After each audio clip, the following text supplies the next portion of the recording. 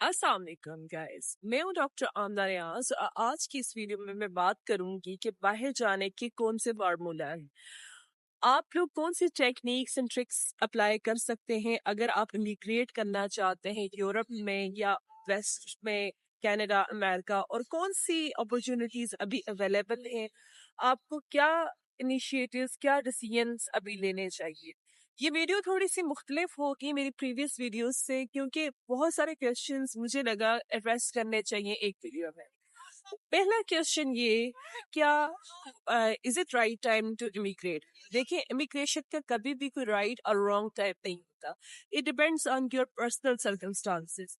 अगर आप विलिंग हैं बाहर जाने के लिए और अपनी जिंदगी आपको लगता है कि आप चेंज कर सकते हैं ओनली बाय मूविंग, तो I would highly recommend you to take this decision. आप कभी भी वेट ना करें कि कौन सा टाइम बेस्ट होगा, तब आप सोचेंगे, और चीजों को प्रोलॉन्ग मत करें अननेसेसरीली। और अगर मैं अपने पर्सनल एक्सपीरियंस के बारे में बात करूं, तो मुझे लगता है कि मैंने जो इमिग्रेट करने का डिसीजन लिया था बहुत साल पहले, वो बेस्ट था। क्योंकि मैं कुछ अर्सा बाद पाकिस्तान ली गई, लेकिन अनफॉर्चुनेटली मुझे लगा कि अब शायद हमारे मुल्कों के वो हालात नहीं रहे, इतनी प्रोग्रेस का चांस नहीं है। बाहर की जिंदगी बहुत मुश्किल जरूर है, बहुत ज्यादा चैलेंजेस जरूर हैं, लेकिन इवेंचुअली आप सेट हो जाते हैं, सेटल हो जाते हैं, और आपको क्वालिटी ऑफ लाइफ में मिल जाती है। हम इमिग्रेशन की बात करें तो इमिग्रेशन आपकी एज पे भी डिपेंड करती है। लेट्स से अगर आप 16 to 22 years ओल्ड है, ठीक है, ये वो स्टेज है जब आपने हो सकता है मैट्रिक किया हो पाकिस्तान से या इंडिया से, और मे बी आप एफएससी किया हो और आप बाहर मूव करना चाहते हैं। ये वो स्टेज है जब इमिग्रेशन बहुत डिफिकल्ट होती है, क्योंकि इसमें आपके पास चांसेस यही होते हैं कि आप अंडर ग्रेड करने जाएं, और अंडर ग्रेड की डिग्रीज अमूमन वेस्टर्न वर्ल्ड में बहुत एक्सपेंसिव है। चाहे मैं कनाडा की बात करूं, यूके की बात करूं, या कोई भी European countries except Germany, mostly international students के लिए बहुत ज्यादा एक्सपेंसिव है। तो ये वो स्टेज है जब आपके लिए इमिग्रेट करना काफी ज्यादा डिफिकल्ट हो जाता है, अनलेस आपके पेरेंट्स बहुत हाई फाई हैं और वो आपकी एजुकेशन को स्पॉन्सर करना चाहते हैं और वो कर सकते हैं इजीली। तो ये आपके लिए एक डिफिकल्ट फेज है। सबसे इजी इमिग्रेशन मुझे लगता है 24 से 36 के अराउंड जो लोग हैं उनके लिए होती है।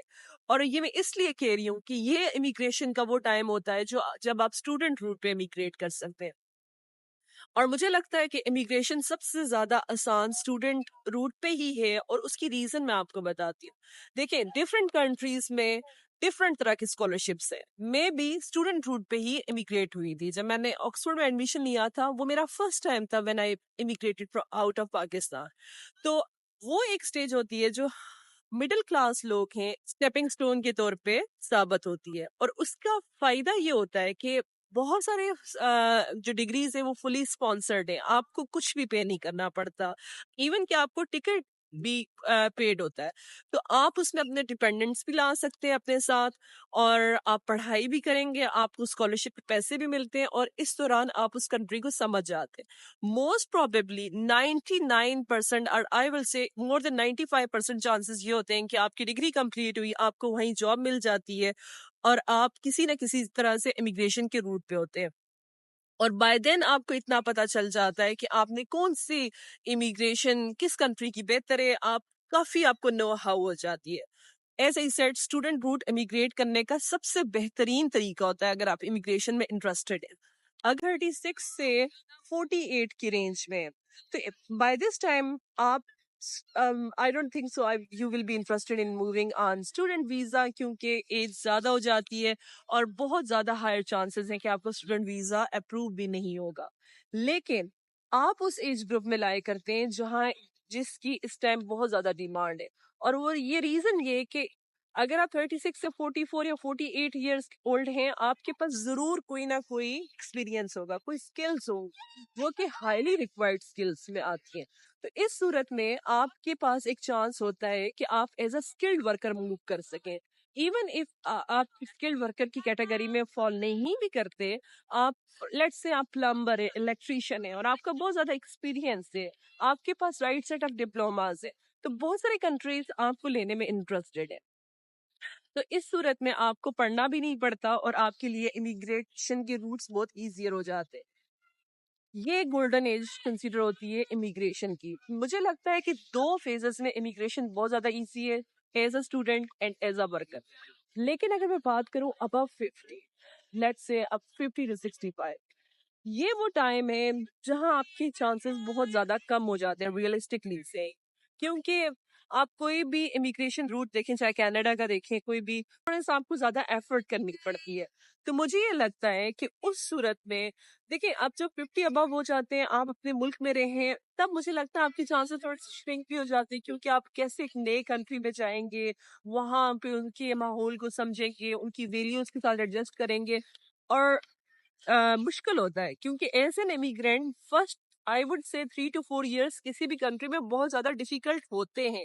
आप ये नहीं सोचें कि आपको as an electrical engineer job मिल गई है यूके में, आपकी लाइफ इजी होगी। लाइफ आपकी बहुत डिफिकल्ट भी हो सकती है, क्योंकि हर मुल्क के अपने चैलेंजेस होते हैं। इस तरह से 50 to 65 में कोई भी खास इंटरेस्टेड नहीं होता कि आपको अपने मुल्क में ले, ये ज्यादा चैलेंजेस होते हैं।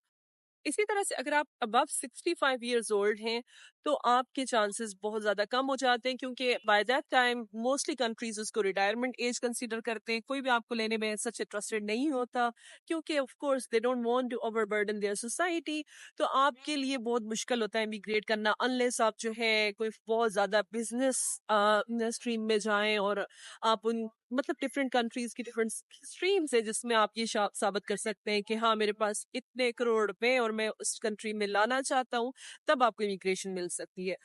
सो इस वीडियो के थ्रू मैं उन लोगों को जरूर पैगाम देना चाहूंगी जो 24 से 48, 49, लेट्स से 50 तक की एज में है। आपके लिए इमिग्रेशन कंपैरेटिवली इजियर है बाकी लोगों से, लेकिन ये आप पे है, आप इसको कितना स्ट्रेटेजिकली लेके चलते हैं। अगर आप स्टूडेंट रूट पे जा सकते हैं और आपको स्कॉलरशिप मिल जाता है, ये बेस्ट है। क्योंकि इस तरह से आपको उस मुल्क की तालीम मिल जाती है और आपके लिए वहां पे वाइट कॉलर जॉब करने की अपॉर्चुनिटीज बढ़ जाती है। अगर आप क्वालिफाइड हैं, क्वालिफाइड प्रोफेशनल है, और आपको एज अ वर्कर वहां पे अपॉर्चुनिटी मिल रही है, तब भी आपके लिए अपॉर्चुनिटी बेस्ट है। और अगर आप कोई भी जॉब के थ्रू जाना चाहते हैं, जॉब करने का फायदा ये होता है डायरेक्ट, कि आप बहुत इजी रूट पे होते हैं। आपको जॉब के एक्सपीरियंस, फॉर एग्जांपल कनाडा की मैं बात करूं, वहां पे आपको पॉइंट्स मिलते हैं और आपकी इमिग्रेशन इजी हो जाती है। इसी तरह से अगर आप यूके, बाकी कंट्रीज में जाते हैं, मोस्टली जॉब करने वालों का, वर्कर्स का जो इमिग्रेशन रूट है वो 3 to 5 years होता है, तो आप लोग फास्ट ट्रैक पे होते हैं। सो सबसे बेहतरीन इमिग्रेशन उन लोगों के लिए है जो एज अ वर्कर जाते हैं, चाहे स्किल्ड वर्कर जाए, चाहे अनस्किल्ड वर्कर जाए। और अभी इमिग्रेशन, अगर आप लोगों इंटरेस्टेड हैं, कनाडा के बहुत सारे प्रोग्राम्स ओपन है। मुझे पता है कनाडा की इमिग्रेशन लोगों को बहुत ज्यादा डॉन्टिंग लगती है, पाकिस्तानी उस तरफ इतनी ज्यादा एफर्ट नहीं करते, क्योंकि हमें लगता है कि सिर्फ कनाडा की इमिग्रेशन तभी हो सकती है जब आपके पास आइल्स हो, और बहुत सारे एवेन्यूज जो कि एग्जिस्ट करते हैं, और due to our own laziness हम उसको कभी एक्सप्लोर नहीं करते, उसको पढ़ते नहीं, हमें अवेयरनेस नहीं होती, इस वजह से हम उन अपॉर्चुनिटीज को खो देते हैं। हालांकि कनाडा के बहुत सारे प्रोग्राम्स हैं जो अभी एग्जिस्ट करते हैं, और आप आराम से इमिग्रेशन ले सकते हैं अगर आपको सही नॉलेज हो। सिमिलरली यूरोप में अभी इमिग्रेशन का बहुत ज्यादा ट्रेंड है, और जॉब सीकर वीजा की मैं बहुत ज्यादा बात करती हूँ, क्योंकि ये बहुत इजी रूट है, आप इसके थ्रू भी इमिग्रेट हो सकते हैं। अगर आप इमिग्रेट करना चाहते हैं, पहली चीज तो ये कि अपॉर्चुनिटीज अभी बहुत ज्यादा एग्जिस्ट करती हैं, और ये ट्रेंड एक पैटर्न है। कुछ अरसे के लिए इमिग्रेंट्स की जो इमिग्रेशन की पॉलिसीज होती हैं वो लीनियंट हो जाती हैं, और कुछ अरसे के बाद ये टफ हो जाएंगी। जैसे कि यूके में 2020 के बाद हमने देखा था, एक ट्रेंड आया था, बेतहाशा लोग यूके इमिग्रेट हुए डिफरेंट स्कीम्स के अंडर, और यूके गवर्नमेंट ने उसको वेलकम किया। लेकिन अब 2024 की बात करें तो यूके में इमिग्रेट करना काफी मुश्किल हो गया हुआ है, और अगर आप सेटलमेंट की बात करें तो फिर उसके लिए भी 2-3 स्ट्रीम्स के अलावा सेटलमेंट बहुत मुश्किल कर दी है विद फैमिली।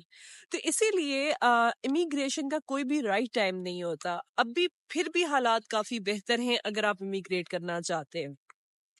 और इंटरेस्टिंगली आई थिंक पहले यूरोप इमिग्रेट करना काफ़ी डिफ़िकल्ट होता था एज़ कम्पेयर टू अमेरिका और कनाडा, क्योंकि लैंग्वेज एक बहुत बड़ा बैरियर था। लेकिन अब यूरोपियन कंट्रीज़ को इस चीज़ का आइडिया और अंदाज़ा ऑफ कोर्स हो गया है कि immigrants की क्या वैल्यू है, the amount of quality they bring to their country, और उससे क्या क्या फायदे होते हैं। इसीलिए आप देखेंगे कि यूरोपियन इमिग्रेशन कंपैरेटिवली अभी इजियर हुई भी है। और उसमें एक चीज उन्होंने बहुत ज्यादा अच्छी जो इनिशिएटिव लिया है कि हर जॉब के लिए नहीं तो 80% जॉब्स के लिए एटलीस्ट उन्होंने इंग्लिश मैंडेटरी कर दी भी है कि आप अगर आपको फॉर एग्जाम्पल एक प्लम्बर भी चाहिए तो वो भी उसको मोड ऑफ कम्युनिकेशन आप इंग्लिश को भी प्रमोट कर रहे हैं। फॉर एग्जाम्पल मैं अगर फिनलैंड की बात करूं, पोर्चुगल की बात करूं, ये वो कंट्रीज थे जहां पे पहले सिर्फ और सिर्फ इनकी नेटिव लैंग्वेज में ही जॉब्स मिलती थी और एक बहुत बड़ा बैरियर था नॉन जो बाहर के लोग थे उनके लिए। लेकिन अब आप इनकी जॉब्स देखें, ऐसी जॉब्स आ रही हैं, जॉब पोर्टल्स बनाए, जैसे फिनलैंड का टैलेंट बूस्ट प्रोग्राम है जिसपे मैंने वीडियो भी बनाई थी। उन्होंने क्या किया है कि उन्होंने एक सेपरेट पोर्टल बना दिया जिसपे वो इंग्लिश स्पीकिंग जॉब्स को अनाउंस करते हैं। सो आप देखिए ट्रेंड चेंज हो रहा है और अपॉर्चुनिटी जरूर एग्जिस्ट करती है। और बहुत ज्यादा यूरोपियन कंट्रीज ने एक और अच्छी चीज अनाउंस की है कि वो जॉब सीकर वीजा दे रहे हैं। आप जर्मनी को उठा के देख लें, आप डिफरेंट कंट्रीज, आप पोर्चुगल को देख लें, डिफरेंट कंट्रीज इस टाइम जो है जॉब सीकर वीजा दे रहे हैं। और जॉब सीकर वीजा की ब्यूटी ये है कि आपको वहां इमिग्रेट करने के लिए कोई भी जॉब ऑफर रिक्वायर्ड नहीं है। आप विदाउट जॉब ऑफर वहां पे जा सकते हैं और आपके पास तकरीबन कम से कम 120 दिन का ये वीजा होता है और उस दौरान आप वहां पे रह के जॉब ढूंढ सकते हैं। जो लोग स्किलफुल हैं, जिनके पास एक्सपीरियंस है अच्छा, जिनके पास बहुत ज्यादा क्वालिफिकेशन अगर नहीं भी है लेकिन उनके पास कुछ ऐसी स्किल्स हैं जो वहां पे रिक्वायर्ड है, ये वीजा उन लोगों को बहुत हेल्प करता है। क्योंकि देखिए ऑनलाइन जॉब लेना थोड़ा डिफिकल्ट हो जाता है। जब आप इन पर्सन जा कहीं मौजूद होते हैं, आपके कनेक्शंस बनते हैं और आपके रेफरेंसेस स्ट्रांग हो जाते हैं, तो जॉब लेना ज्यादा इजी हो जाता है। तो जॉब सीकर वीजा मैंने पोर्चुगल का इस चैनल पे कवर किया था। Different job seeker visas exist करते हैं, जैसे कि जर्मनी का भी एग्जिस्ट करता है, स्वीडन, मैं उनको भी कवर करूंगी। लेकिन एक चीज आपको अपने जहन में अंडरस्टैंड करने की जरूरत है कि यस अपॉर्चुनिटीज एग्जिस्ट जरूर करती हैं, लेकिन आप तक है कि आप उस अपॉर्चुनिटी को कैसे अवेल करेंगे। बहुत ज्यादा मैंने कमेंट्स पढ़े तो मुझे लगा उसमें लोगों का बहुत ज्यादा नेगेटिव एटीट्यूड भी होता है। कुछ लोग ये कहते हैं हाँ पाकिस्तानियों के वीजे नहीं लगते, जो कि एक टोटली आई थिंक बेसलेस बात है। क्योंकि मैं खुद पाकिस्तानी हूँ, मैंने खुद डिफरेंट जगह अप्लाई किया विदाउट एनी कंसल्टेंट एजेंट, और मुझे पता है कि वीजा आपकी नेशनैलिटी पे अगर इतना ज्यादा डिपेंड नहीं करता। क्योंकि जब कोई प्रोजेक्ट उन्होंने रन करना होता है, कंपनीज जब बिजनेस कर रही होती हैं, उनका इंटरेस्ट ये होता है कि उन्होंने विन करना है, उन्होंने बिजनेस करना है, उन्हें वो लोग चाहिए जो स्किलफुल है, चाहे वो पाकिस्तानी है, इंडियन है, बंगाली है या कोई भी, उनको इससे फर्क नहीं पड़ता। तो सबसे पहली चीज आपने अपने जहन से नेगेटिविटी निकालनी है।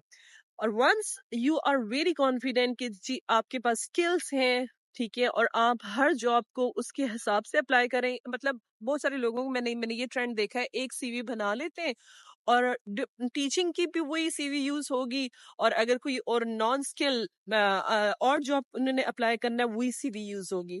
तो देखिए उसमें प्रॉब्लम ये होता है कि एआई डिटेक्टर्स हैं आज हर कंट्री में, हर कंपनी उनको यूज करती है, बजाय इसके कि वो लोग रखें जो सीवीज की स्क्रूटनी करें और सही लोग ढूंढे। वो ये करते हैं कि एआई सॉफ्टवेयर में सीवीज डालते हैं और वहीं से आपकी सीवी आउट हो जाती है। आप अक्सर इन लोगों की कमेंट्स देखेंगे, वो ये कहेंगे हमने तो पता नहीं हजारों जगह अप्लाई किया लेकिन हमें रिस्पांस नहीं आता। और रिस्पांस इसीलिए नहीं आता क्योंकि आपकी सीवी एआई सॉफ्टवेयर से ऑटोमेटिकली रिजेक्ट हो जाती है। कोर्स इन सिचुएशन में आपको जॉब नहीं मिलेगी और आपको आपको ये लगेगा जी मैं बार बार रिजेक्ट हो रहा हूँ। और जब वीजा भी अप्लाई करते हैं उसके भी डिफरेंट प्रोटोकॉल्स होते हैं। अगर आप उन स्टेप्स को सही तरह फॉलो नहीं करेंगे तो ऑब्वियसली रिफ्यूजल के चांसेस ज्यादा है। मैंने डिफरेंट कंट्रीज के वीजास खुद अप्लाई किए हमेशा और उसमें मुझे कभी भी रिफ्यूजल नहीं आया। और उसकी मेन रीजन ये थी कि अगर आप क्राइटेरिया मीट कर लेते हैं तो आपके लिए बहुत ज्यादा आसानी हो जाती है।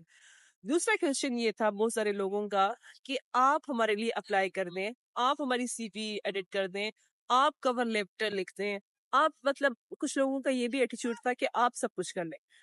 अगर आप खुद एफर्ट नहीं करना चाहते और आप मूव भी करना चाहते हैं लेकिन आपको पता नहीं है आप कहाँ जा रहे हैं, ठीक है, आप जस्ट इजी लाइफ गुजारना चाहते हैं, उन लोगों को मैं हाईली डिस्करेज करूंगी कि वो मूव होने का ना सोचे।